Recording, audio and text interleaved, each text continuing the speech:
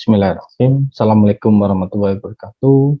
Ini adalah perkuliahan dari mata kuliah Keamanan Sistem Informasi pertemuan ke 9, 10 atau 10, 11 mengenai jika pertemuan ke-9 itu mengenai pengaturan keamanan ke-1 ya. Kemudian yang hari ini itu adalah pengaturan keamanan yang kedua. Jadi akan saya gabungkan karena memang itu saling berkorelasi ya.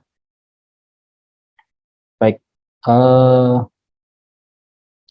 untuk akan saya sharekan screen.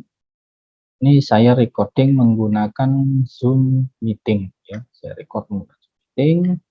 Baik, ini pertemuan sebelumnya ya, yaitu tentang pengaturan keamanan ke-1 ya, keamanan ke-1. Jadi jika kalau di materi sebelumnya kita akan bahas tentang security plan, analisis resiko, kemudian kebijakan dan juga physical security, maka jadi dalam kita membahas tentang keamanan itu memang tidak bisa dilepaskan dari aspek-aspek di sekitarnya, mulai dari perencanaan, kemudian analisis resiko, dan ada kebijakan dan juga faktor fisik. Faktor fisik di sini adalah dari hardware-nya, ya, dari hardware atau dari alatnya, ya, itu termasuk faktor fisik, atau bahkan dari gedungnya seperti itu termasuk faktor fisik.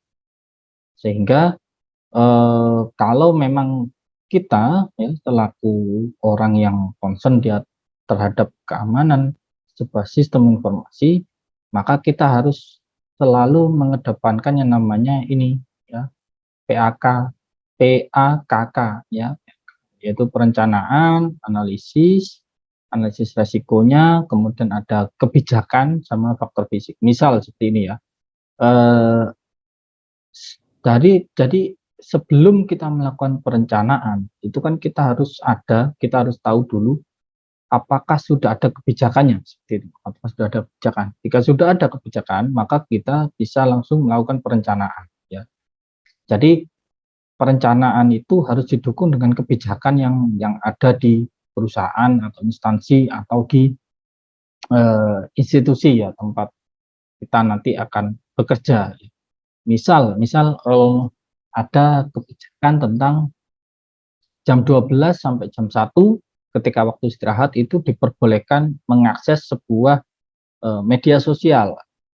Kemudian itu dari kebijakannya ya. Kemudian dari segi perencanaan, bagaimana nih dengan adanya kebijakan seperti itu, maka perencanaannya adalah berarti harus disetting nih diberi waktu ya, baik di mikrotiknya ya, atau di setting di sebuah proksinya ya, sehingga pada jam 12 sampai jam 1 itu dibuka akses untuk memperbolehkan mengakses media sosial. Tapi jika mulai jam 8 ya, jam 8 pagi atau ketika masuk kerja jam 8 atau jam 9 sampai jam 12 itu tidak boleh mengakses media sosial, maka media sosialnya akan diblok seperti itu ya. Kemudian nanti jam 1 sampai jam 4 ya atau jam 5 itu juga diblok ya, yang hanya dibolehkan yaitu antara jam 12 sampai jam 1. Nah, itu kita rencanakan seperti dia. Oh, oke, berarti saya harus melakukan langkah-langkah seperti ini ya. Misal seperti kita setting proksinya, maka seperti alamat www Facebook misal seperti itu ya, atau Twitter itu tidak boleh diakses menggunakan jaringan internal yang ada di perusahaan.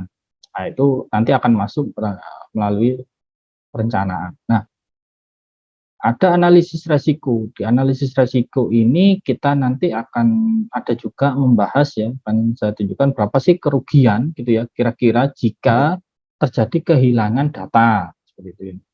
Itu termasuk di dalam sebuah perencanaan. Jadi setelah kita rencanakan, kemudian perlu dianalisis resikonya ya. Nah, resikonya. Misal ada kebijakan jika jam pulang kantor ya. Jika jam pulang kantor jam 5 atau jam 6, komputer itu wajib dimatikan. Komputer yang digunakan untuk bekerja di kantor ya, komputer atau PC atau eh, PC all in one ya, atau PC yang rakitan itu dimatikan seperti itu. Jadi ketika sudah pulang meninggalkan kantor itu komputer harus sudah di shutdown ya. Nah, ketika sudah ada kebijakan seperti itu, maka perencanaannya adalah, nah ini bagaimana nih? Berarti kan harus kita berikan semacam sosialisasi ya, atau memberikan semacam instruksi ya, instruksi kerja atau IK biasanya itu adalah turunan dari SOP ya, IK, instruksi kerja yang itu harus ditempelkan di masing-masing komputer ya, atau di masing-masing meja itu nanti, jadi sehingga para pekerja aware terhadap, atau para karyawan aware terhadap ketika jam pulang kantor itu komputer harus sudah di shutdown. Nah, itu juga termasuk faktor fisik ya. Jika misal ada yang lupa bagaimana ya, ada yang lupa bagaimana. Nah, ada yang lupa misal di jam lupa mematikan komputer ya, kemudian eh, jam pulang kantor biasanya jam 5, maka jam 7 malam terjadi listrik padam ya, resikonya adalah data yang tadi ada di komputer Anda itu akan hilang. Nah, ketika data hilang, maka diperlukanlah ini yang namanya analisis resiko ya. Jadi kerugian data ketika terjadi kehilangan tadi itu kira-kira berapa sih kerugiannya gitu ya, berapa sih kerugian. Nah, analisis resiko ini berguna adalah untuk kita berjaga-jaga gitu ya, berjaga-jaga misal dalam 1 tahun dalam 1 tahun itu kira-kira terjadi eh, apa kerusakan data atau kehilangan data diakibatkan oleh listrik yang padam itu berapa sih gitu kerugiannya gitu ya. Kerugiannya berapa sih? Oh, misal nanti kerugiannya adalah dalam 1 tahun itu terjadi pemadaman listrik yang tiba-tiba ya, tidak terencana, yaitu tiba-tiba itu kira-kira 3 kali, berarti eh, apa dalam 3 kali itu dalam 1 tahun, misal kalau dalam 3 kali bisa berarti kalau bulanan ya 3/4 ya, atau eh, dalam 1 tahun itu ada 12 bulan ya, ada 12 bulan, maka kita konversikan dulu ke bulan, maka 3/12 jadinya adalah ini, nanti eh, apa kita bisa 3/12, maka nanti ketemunya berapa. Nah, itu dihitung dengan menggunakan rumus ARU ya, atau SLE ya, nanti akan saya jelaskan di belakang, sehingga para pimpinan atau pemegang kebijakan itu mengetahui, oh jika terjadi kehilangan data itu kerugian saya segini loh. Agar tidak terjadi kehilangan data dan kerugian segini, maka yang harus saya lakukan apa sih gitu. Yang harus saya lakukan apa sih? Misal dengan solusinya adalah jika supaya tidak terjadi kehilangan data yang segitu besar ya, maka bisa jadi perusahaan itu akan memutuskan untuk membeli sebuah genset ya, genset. Istilahnya, jadi kalau kita beli genset ketika terjadi pemadaman listrik, maka itu kerugian tadi itu bisa langsung ke terminimalisir ya, terminimalisir. Jadi ketika listrik padam jebret gitu ya, terus ada karyawan yang lupa mematikan, maka otomatis jet-jetnya tadi langsung otomatis menyala ya.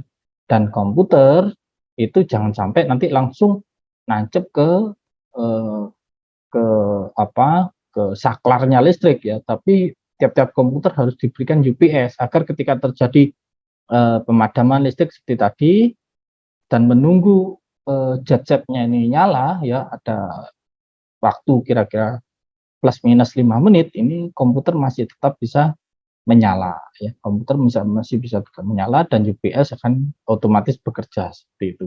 itu ada di sebuah perencanaan dan analisis resiko dari hal yang turunan kebijakan, kemudian nanti lari ke perencanaan, ya dilihat lagi ada faktor fisiknya, kemudian sampai ke analisis resiko seperti itu. Dalam beberapa kasus memang beda-beda ya, bisa jadi ada aplikasi gitu, kita tidak listriknya tidak padam, tapi aplikasinya tiba-tiba servernya down. Nah, itu juga termasuk ya. Jadi memang berbeda-beda dan itu perlu dilakukan sebuah analisis resiko. Oke, kalau di security plan ada kebijakan, kebijakan itu mengacu kepada kesediaan para pengguna untuk meningkatkan keamanan data. Misal ada kebijakan seluruh karyawan tidak boleh men-share ya atau memberikan username dan password dari masing-masing aplikasi yang saat ini sudah sedang dikerjakan. Nah, itu juga termasuk kebijakan. Oke, kemudian dari security plan ada accountability, yaitu siapa saja sih yang masuk ke dalam login saat ini ya. Kemudian ada penjadwalan ya, karena dijadwalkan ini kira-kira saya maintenance-nya tanggal berapa ya. Kemudian siapa sih yang bertanggung jawab pada keamanan atau server pada pagi hari. Kemudian siapa sih yang bertanggung jawab pada server di malam hari. Nah, itu perlu adanya sebuah penjadwalan ya. Karena berbeda ya, karena berbeda ke tingkat tingkat keamanan di pagi hari dan juga malam hari itu berbeda. Misal karena kebanyakan dari kita eh, apa ketika malam hari itu server tidak ada yang jaga, dan itu adalah celah dari para hacker untuk bisa menyusupinya. Ya, ini melakukan audit ya keamanan secara berkala. Nah, untuk mencapai sebuah security plan ya yang baik ya, baik itu diperlukan yang tadi ada policy atau kebijakan, kemudian ada mekanismenya bagaimana, dan jangan lupa ada permintaan di sini, ada permintaan. Misal ada permintaan, oh ini kita perlu adanya UPS agar ketika listriknya padam itu komputer masih menyala ya, dan menunggu gensetnya tadi itu dinyalakan plus minus 5 menit. Nah, itu kan artinya ada requirement, ada permintaan ya. Dan itu juga perlu didukung oleh sebuah policy ya. Policy-nya misal bisa berbunyi seluruh karyawan wajib mengamankan data dan melakukan melakukan shutdown gitu ya terhadap komputernya masing-masing setelah jam pulang kantor. Nah, itu istilahnya adalah policy-nya. Ini nanti akan saya jelaskan di paper ya. Ya, ini adalah bagaimana sih melakukan risk analysis ya istilahnya. Langkah-langkah melakukan analisis resiko gitu. Pertama kita harus mengidentifikasikan aset, kemudian tentukan area mana yang kira-kira mudah, kalau di sini terserang berarti artinya itu adalah kita mudah hilang datanya, misal kayak gitu. Atau nanti datanya yang kira-kira yang rawan untuk dibobol ya. Oh, misal ada data karyawan ya, data karyawan. Nah, itu area data karyawan wajib dilindungi seperti itu. Perkiraan kemungkinan kehilangannya itu biaya kerugiannya, kemudian ini lakukan survei biaya kira-kira jika kita nggak tahu ya, jika kita nggak tahu bahwa berapa sih biaya yang jika kita kehilangan data, nah kita perlu survei di situ. Dan perencanaan di keuangan itu juga diperlukan jika sudah terjadi ya, misal ada terjadi kerusakan data akibat kebakaran data di server. Nah, itu kira-kira berapa sih kerugiannya? Nah, itu nanti harus direncanakan oleh pihak keuangan. Ini contoh-contoh barang yang terdapat di analisis resiko, ada yang namanya dari segi hardware, software, ya, kemudian ada data orang, ya, Dokumentasi, dokumentasi ini bisa saja seperti misal ya kita punya dokumentasi tentang SKPL, ya, SKPL, dokumen SKPL. Nah, itu kemudian data itu hilang. Nah, kira-kira berapa sih kerugiannya kan gitu. Kemudian ada suplai ya seperti kertas ya, kemudian ada cartridge-nya ya, kemudian ada printer itu termasuk situ. Nah, nanti akan ada formnya gitu. Ya itu untuk pertemuan ke-10 ya sekilas. Nah, di pertemuan ke-11 ini kita akan membahas lebih detail tentang organisasi eh, keamanan ya, keamanan atau proses kebijakan dan juga physical security-nya. Ya, jadi di sebuah instansi atau di sebuah perusahaan kita wajib ya menyediakan, jadi para pimpinan itu wajib menyediakan atau di sebuah instansi itu wajib menyediakan tentang informasi-informasi atau dokumen-dokumen yang bersifat kebijakan yang mendukung tentang keamanan tadi, keamanan sistem informasi terutama ya, keamanan sistem informasi. Nah, itu bisa termasuk ke dalam SOP ya atau blueprint atau apa misalnya IK gitu ya. Nah, itu atau SOP ya, SOP terhadap keamanan gitu. Misal ada kebijakan yang orang-orang dengan spesifikasi tertentu itu yang boleh memasuki ruangan server ya. Jadi tidak semua orang boleh masuk. Kemudian yang kedua bisa juga di dalam ruangan server itu harus dijaga suhunya berapa derajat. Nah, itu semuanya harus tertuliskan di dalam sebuah dokumen ya. Dan juga ada misal dalam satu semester atau 6 bulan itu wajib dilaksanakan maintenance dan juga backup data ya. Bisa backupnya tiap 6 bulan sekali atau backupnya bulanan ya, itu tergantung dari ininya nanti kebijakannya masing-masing ya. Kalau biasanya malah kalau 6 bulan biasanya terlalu lama ya untuk perusahaan-perusahaan yang bersifat transaksional. Ya, misal ada perusahaan yang dia bergeraknya dia melakukan penjualan dan pembelian melakukan di website gitu. Maka kalau 6 bulan itu terlalu lama ya. Ketika di bulan ketiga terjadi kebakaran, datanya hilang, maka nariknya akan didapatkan di bulan yang awal tadi, yang terakhir backup istilahnya gitu. Itu terlalu lama. Maka kebijakannya adalah backupnya atau ya backup datanya itu diperlukan tiap bulanan. Ya, backup datanya bulanan, tapi maintenance-nya, maintenance server itu boleh dilakukan setiap 6 bulan sekali. Ya, jadi dokumen kebijakan itu paling tidak harus menyeluruh ya, sifat secara umum dan itu untuk semua orang, untuk semua karyawan ya, dan dituliskan dalam untuk yang berkelanjutan, untuk orang-orang yang jadi tidak hanya terpaku pada 1 tahun, 2 tahun, tapi ini untuk jangka waktu yang sangat panjang. Jadi dokumennya ini bisa digunakan untuk dalam waktu yang jangka panjang gitu. Jangan sampai kita hanya membatasi pada misal pada tahun 2021 hanya dilakukan maintenance server tiap 6 bulan sekali. Nah, itu kan nanti tahun 2022 bagaimana kan gitu ya. Itu yang disebut dengan ini dokumen kebijakan keamanan itu harus bersifat jangka panjang. Kebijakan keamanan informasi adalah landasan atau dasar ya dari staf IT, dari karyawan IT atau dari seluruh karyawan ya itu untuk pelindungan terhadap sehingga karyawan itu aware terhadap software atau tools atau hardware yang akan digunakan untuk pekerjaannya, membantu pekerjaannya ya.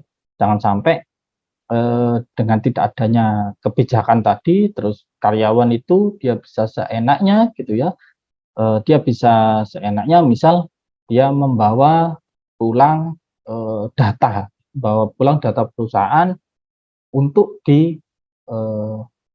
kerjakan misalnya gitu. Dia pengennya dikerjakan di rumah ya atau dikerjakan di warnet. Nah, itu malah bahaya. Sehingga apa? Sehingga nanti terjadi kebocoran data kan, data dari perusahaan ini nanti bisa tershare kemana-mana kan gitu. Apalagi kalau Anda mengerjakannya di pinjam laptopnya saudara. Nah, itu juga terus di copy datanya di situ, di copy, diedit, terus setelah itu Anda simpan di flash disk gitu ya. Ternyata file lama itu juga tidak dihapus. Nah, itu juga bisa apa? Data perusahaan itu bisa tersebar dan itu berbahaya ya.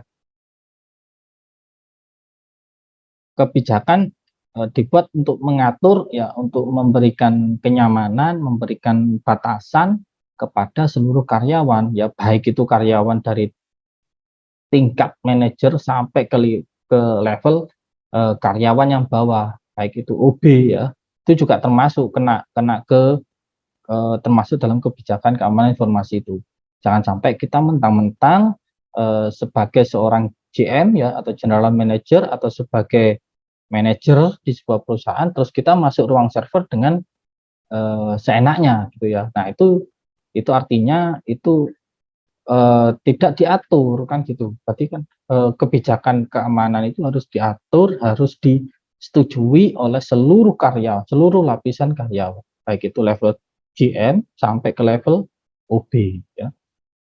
Bisa juga OB-nya itu jangan sampai nanti dengan dasar OB-nya itu ya atau orang CS ya, cleaning service-nya itu dia dengan dasar pengen membersihkan ya, pengen mengepel sebuah server ya, apa ruangan server, maka dia keluar masuk ruang server dengan eh, nyantainya gitu ya, dengan sewaktu-waktunya. Nah, itu juga tidak boleh ya, karena ketika masuk ruang server ada istilahnya ada peraturannya, ada ketentuannya. Misal ketika setiap kali ruang server itu harus pakai gelang magnetis ya, atau tidak boleh menggunakan harus lepas sepatu ya.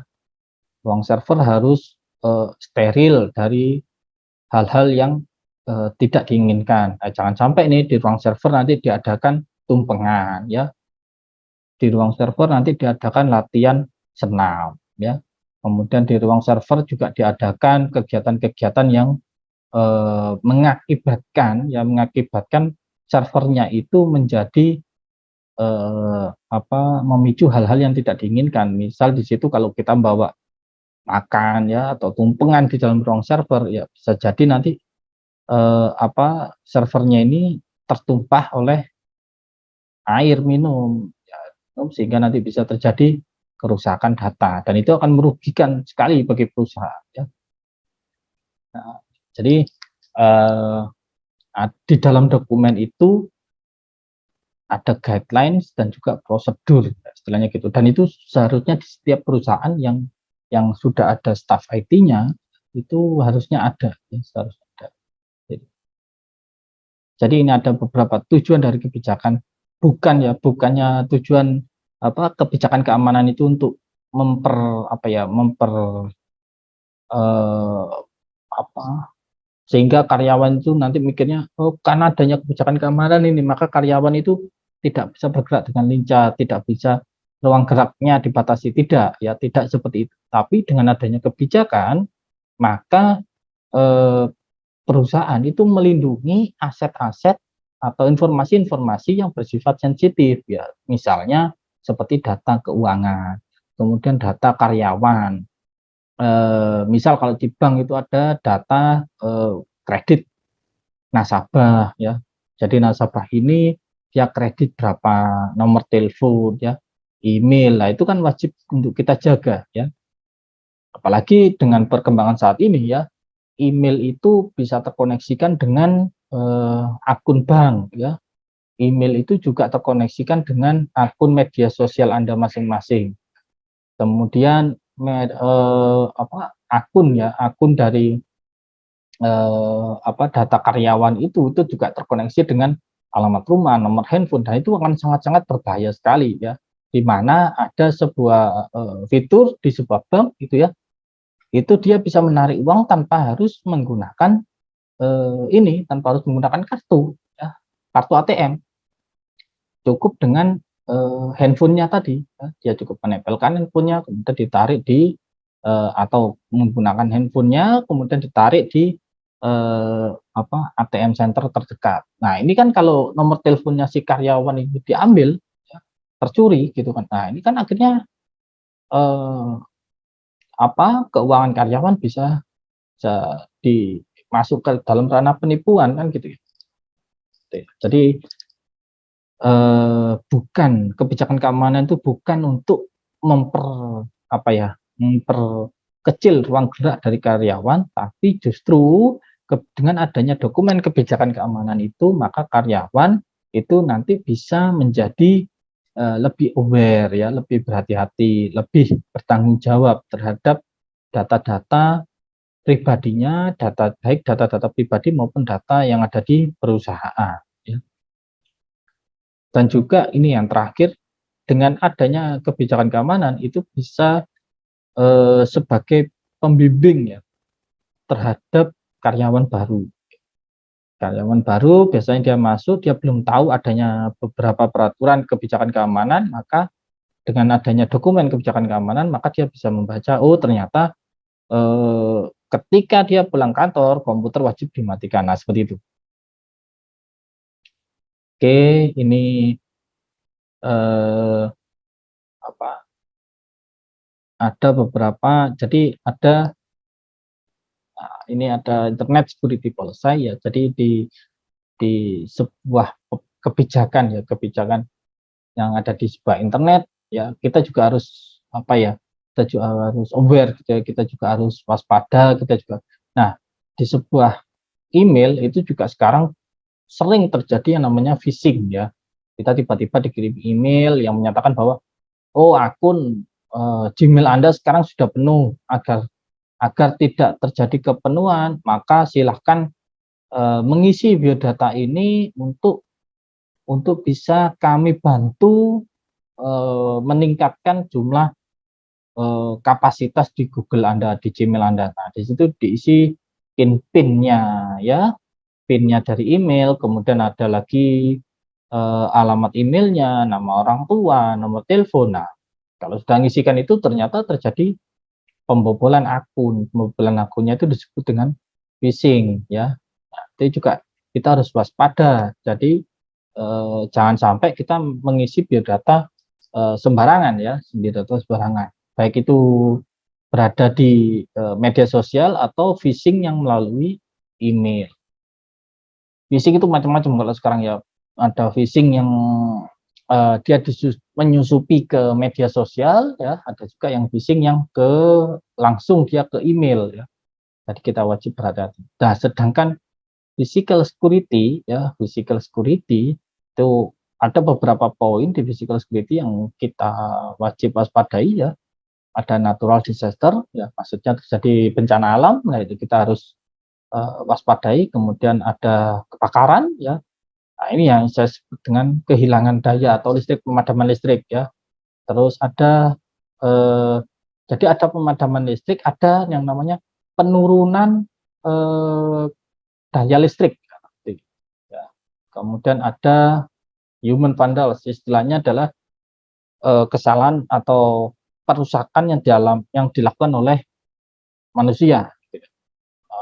Misal ya kayak tadi, servernya tiba-tiba karena kita ada acara tumpengan gitu ya di server, maka servernya itu tidak sengaja tertumpah oleh air minum. Nah, itu juga tidak boleh ya. Atau biasanya yang paling sering adalah eh, kita menaruh tempat minum di atas komputer. Nah, ini juga bisa berbahaya ya. Kemudian tiba-tiba komputernya atau air minumnya itu memang tidak tumpah tapi dia merembes. Nah, itu juga bisa berbahaya ya. Terus terjadi pencurian, ya pencurian ini bisa pencurian data ya, aksesnya ya. Sampai maka dari itu kita diperlukan yang namanya backup ya, backup data. Ya. Jadi kita harus berhati-hati gitu ya terhadap hal-hal yang keamanan fisik ya, keamanan fisik terhadap yang ada di informasi, keamanan fisiknya. Jadi bukan bukan lagi ke arah yang tidak bisa dipegang seperti data, itu kan tidak bisa kita pegang secara nyata ya. Tapi kalau yang fisik ini bisa kita pegang, kita bisa pegang hardware-nya ya, hardware-nya misal ada boot sector gitu ya, boot sector di hard disk, nah itu harus segera ditangani gitu. Kalau enggak nanti datanya bisa hilang semua kan gitu. Nah, akhir ya kita pada slide ya, terakhir itu kita perlu refresh ya. Istilahnya adalah di dalam sebuah kebijakan keamanan informasi itu ada namanya how to learn. Bagaimana kita bisa belajar dari masa-masa yang lalu. Oh, ternyata di perusahaan ini belum ada kebijakan keamanan ya, keamanan sistem informasi. Oh, efeknya apa sih? Nah, itu kemudian dari kedepannya kita menyusun. Nah, itu istilahnya how to learn. Kemudian kedepannya how to survive ya, setelah untuk saat ini dan masa depan. Nah, kita perlu menyusun ini sebuah dokumen sehingga untuk karyawan selanjutnya itu bisa survive dengan atau bisa bertahan, bisa bisa bekerja dengan baik dengan adanya dokumen kebijakan keamanan tadi. Dan yang perlu diingat paling utama adalah ini, good proses itu nanti akan menghasilkan hasil yang bagus ya, hasil yang memuaskan, hasil yang baik ya, hasil yang maksimal. Jadi semua proses ya, semuanya itu harus didahului dengan proses yang baik ya, proses yang bagus ya. Semuanya butuh proses. Untuk apa? Untuk mendapatkan hasil yang bagus pula ya. Kalau ada pepatah bilang jika kita menanam padi maka kita akan menuai ya, atau kita akan menghasilkan padi juga kan gitu. Tapi kalau kita menanam sebuah kerusakan, maka hasilnya kita akan menimbulkan sebuah kerusakan ya. Jadi prosesnya ini harus benar dulu ya, sehingga ketika prosesnya benar maka akan mendapatkan hasil yang bagus ya. Oke, itu untuk slide 10 dan 11 ya. Dan seperti yang saya sampaikan, ada sebuah paper ya dari Pak Dodi Wisaksono di tahun 2011. Ini saya bahas tentang karena paper ini sangat detail ya menjelaskannya. Jadi sangat menarik sekali. Jadi saya mohon izin kepada Pak Dodi untuk Dodi Wisaksono Sudiarto dari Fakultas Informatika Institut Teknologi Telkom itu untuk mendownload ya, download papernya. Ya, ini tahun 2011. Nah, misalkan di paper ini ada menyatakan tentang ARO, ya kemudian ada SLE ya. SLE itu analisis resiko kuantitatif. Jadi kalau misalnya sekarang ini kualitatif ya, itu dikonversikan ke kuantitatif. Kemudian ada probabilitas atau kemungkinan ya terjadinya resiko itu berapa. Nah, nilai ini adalah nilai dari SLE. Nilai perkiraan terkait dengan kerugian finansial. SLE itu adalah itu ya. Jika terjadi adanya sebuah hal-hal yang tidak diinginkan, kita baik di kehilangan data atau servernya terjadi kebakaran. Nah, komponen dari SLE itu ada AV ya, asset value, dan juga ada exposure factor ya, atau estimasi tingkat kira-kira terjadi kebakaran itu berapa persen sih gitu ya. Nah, kemudian ada lagi untuk mendapatkan ALE ya, ALE di sini itu adalah tadi SLE dikalikan dengan ARO. ARO itu apa ya? Estimasi atau frekuensi terjadinya resiko itu, misal terjadinya kebakaran server, kehilangan data ya, itu dalam kurun waktu tertentu. Misal kalau di sini dalam paper ini dijelaskan sekali dalam 30 tahun. Nah, maka perhitungannya adalah 1/30. Kalau tadi misalnya ya terjadi pencurian data 3 kali dalam 1 tahun, maka kita konversikan dulu nih dalam bulan ya. Berarti kan 3/12 ya, karena dalam 1 tahun itu ada 12 bulan, maka dikonversikan menjadi 3/12. 3 dibagi 12. Artinya adalah terjadi kemungkinannya itu adalah 0,25%. 0,25, kemudian dari situ ada rumusnya seperti ini ya. Dan misal ini ya, misal ada terjadinya resiko kebakaran. Nah, diperkirakan dalam 10 tahun terjadi 1 kali kebakaran.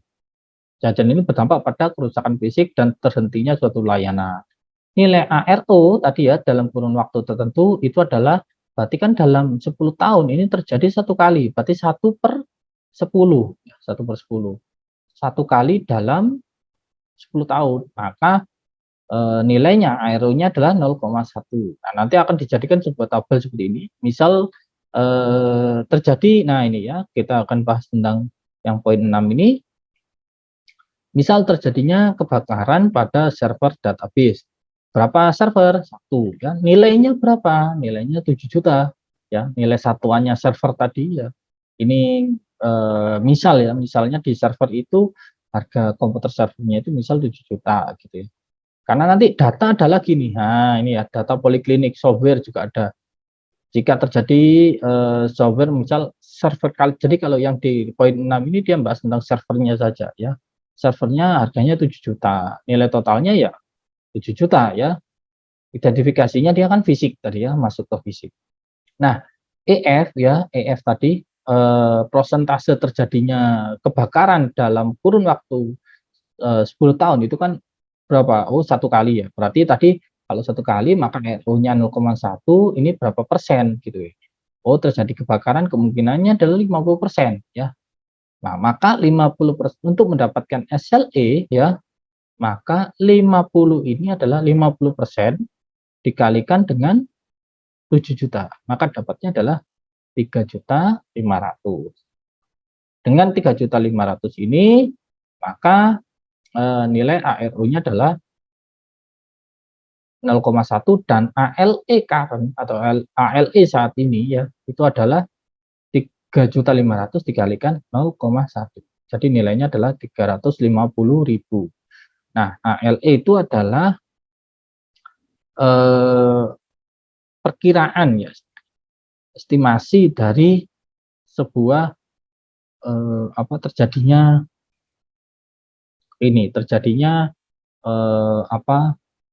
kehilangan ya, jadi kehilangan. Jadi nah, di paper ini dijelaskan ya, jika nilai ada umumnya nilainya itu dibagi jadi high, kemudian medium, kemudian low ya. Nah, batasan terhadap nilai itu diturunkan dari nilai ALE ya, sehingga kalau nilai ALE-nya itu dikonversikan ke dalam seperti ini, maka dia akan munculnya ini adalah tabel asumsinya seperti ini ya. Nah, itu tadi jadi kalau misal ya tadi 350.000 tadi itu masuk kategori mana sih gitu. Oh, kategori low atau kategori apa ya, di sini akan muncul ya parameter dari ALE-nya. Otomatis ada nilai finansialnya tadi ya. Jadi kalau misal ada kemungkinan nih terjadinya, nah seperti ini ya, estimasi ALE untuk poliklinik SIZ. Misal tadi ditemukan ada, nah ini ya, stok obat. Jika terjadi kehilangan ya terhadap atau kekurangan stok obatnya ya, maka ALE current-nya itu adalah 40 juta. Nah, kalau ditarik ke atas 40 juta itu termasuk resiko yang mana sih gitu. Oh, ternyata masuk resiko yang ini ya. Resikonya adalah resiko rendah gitu ya. Resiko rendah. Kalau misalnya terjadi kehilangan data, berapa datanya yang hilang ALE-nya? Itu nilai ALE-nya misal ya nilai ALE-nya adalah 250 juta. Nah, 250 juta itu masuk kategori mana? Oh, ternyata kategori menengah, ya. Nah, seperti itu, ya. Ada kategori medium sampai nanti ada lebih dari 5 miliar, ya. 5 miliar. Bisa jadi, ya, bisa jadi kalau data di poliklinik mungkin tidak sebanyak yang ada di rumah sakit. Tapi ketika di rumah sakit itu bisa, ketika terjadi kehilangan data itu bisa resikonya atau ALE-nya itu bisa sampai ke level yang high, ya, atau high sekali gitu, ya, super high gitu, ya. Jadi lebih tinggi lagi, ya. Nah, ini ya, ada tindakan yang diambil untuk mengurangi resiko terjadi kebakaran. Nah, ini seperti yang saya sampaikan tadi, ya, bahwa bahwa analisis resiko itu bukan berarti untuk, atau kebijakan keamanan informasi itu bukan untuk mengekang dari karyawan, tapi untuk kita lebih ke arah jaga-jaga gitu, ya.